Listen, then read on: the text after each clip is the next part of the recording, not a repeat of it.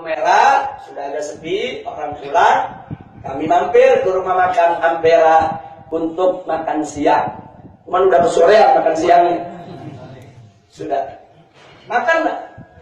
Ternyata pada saat kami sedang makan, kami nggak tahu nih. Ada beberapa jamaah, mungkin mobilnya belum bergerak, kan nyari temen.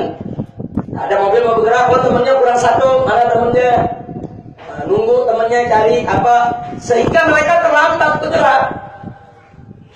Jadi teman-temannya semua udah pulang, ada pemotor beberapa mobil yang saling tunggu dan cari kawan. Saudara, tiba-tiba ini gerombolan preman GMBI dari dalam Polda dan dari belakang polisi dikasih jalan sama polisi. Dan mereka masuk, mereka serang. Mobil dihancurkan, motor dihancurkan. Saudara, orang dianiaya, saudara. Yang diserang salah satunya adalah mobil yang berasal dari Bogor sini. Saudara, ada 3 luka masuk rumah sakit.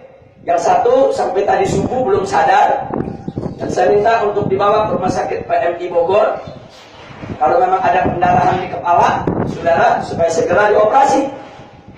Nah, karena itu dihantam dengan balok kepala orang. Saya nggak tahu nih, ada kejadian nih. Kita siapa khair makan di restoran, sudah. Saya pikir udah aman lah, semua pulang. Alhamdulillah, selesai. Sudah. Nah, ternyata ada kejadian-kejadian semacam itu. Sementara laskar sudah banyak yang pulang.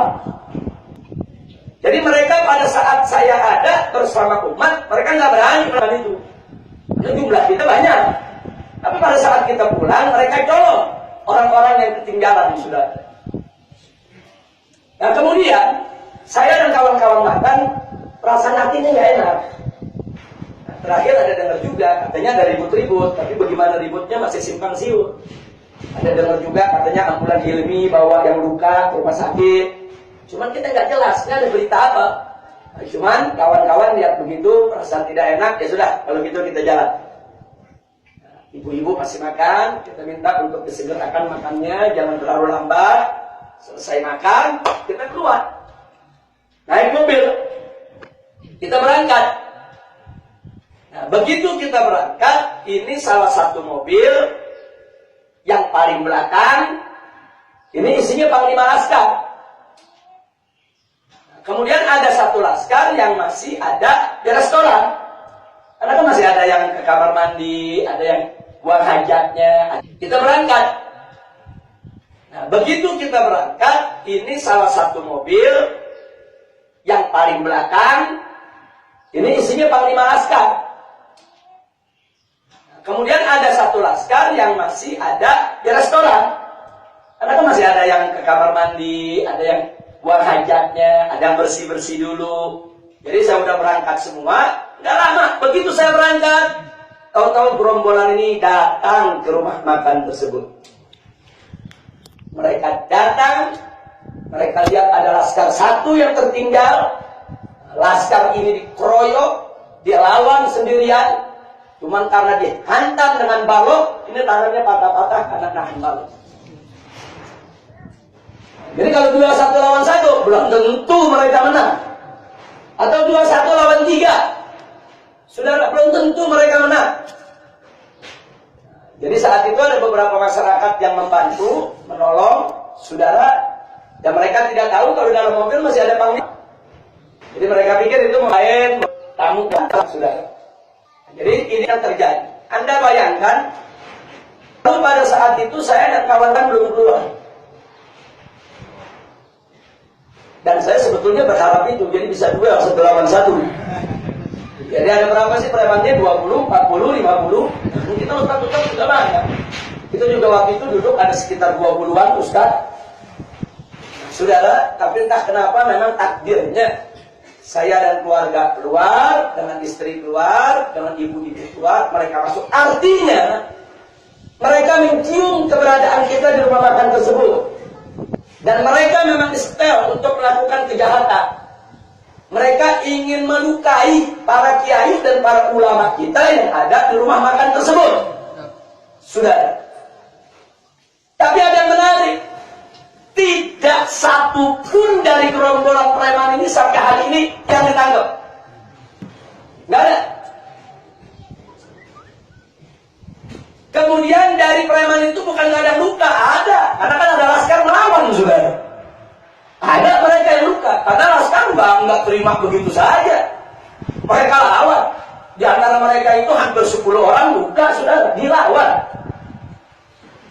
Nah sekarang Kapolda datang ke rumah sakit nengok preman yang luka. Kita punya fotonya. Sementara umat Islam yang dianiaya diserbu, tidak satu pun ditengok oleh Kapolda. Ada apa?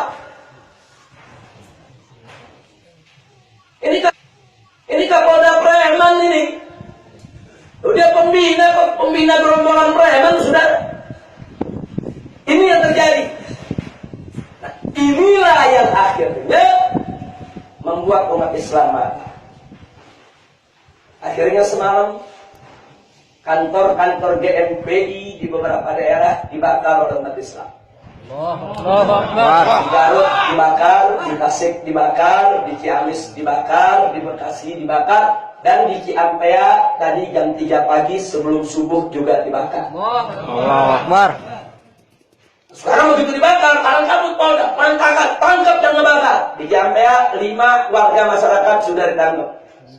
Cepat betul mereka kalau tangkap umat Islam, sudah. Tapi giliran umat Islam diserbu nyata-nyata oleh para preman. Mereka pakai balon, mereka pakai senjata tajam, saudara. Dan tidak ada satu umat Islam pun yang bawa senjata. Kenapa dibiarkan? Ini Kapolda preman atau Kapolda polisi yang menegakkan hukum? Aman. Jadi kalau cara Kapolda seperti itu, kalau mau nantang umat Islam perang, umumkan aja.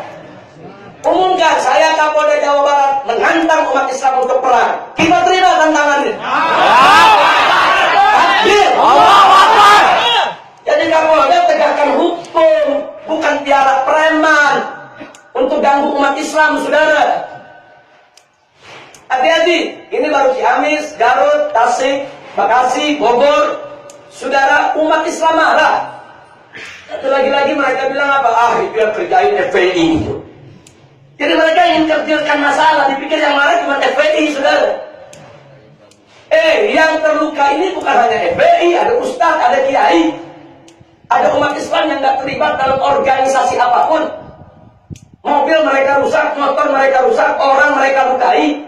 Sampai pagi ini ada yang belum sadarkan diri. Ini kan kejahatan, ini pidana. Lah kok preman-premannya nggak ditangkap? Kapolda kan nabrak sama preman-premannya, emang anak buahnya, saudara.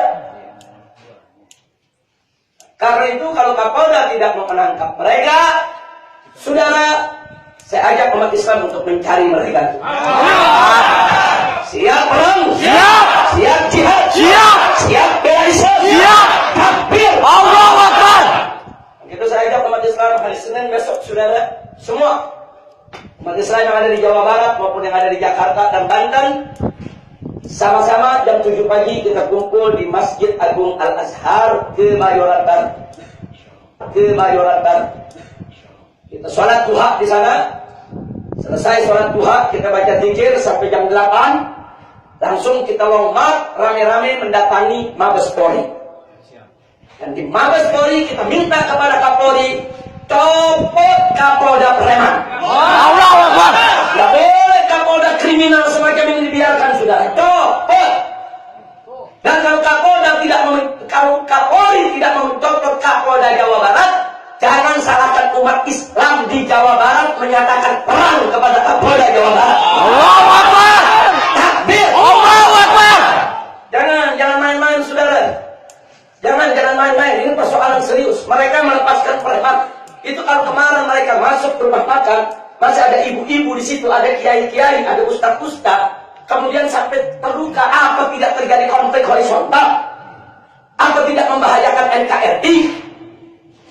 Kok polisi jenderal, saudara, piara preman sok jago? Saudara, dipikir santri takut kali? Dipikir umat Islam takut kali, saudara? Saya tanya semua yang ada di sini, berani lawan preman? Berani. Takbir. Allahu Akbar. Maka itu saya minta jamaah yang ada di sini dalam 1-2 hari ini tolong koordinasi dengan FPI Bogor Raya. Di sini ada Habib Hasan, begitu juga ada Habib Y yang dan lainnya.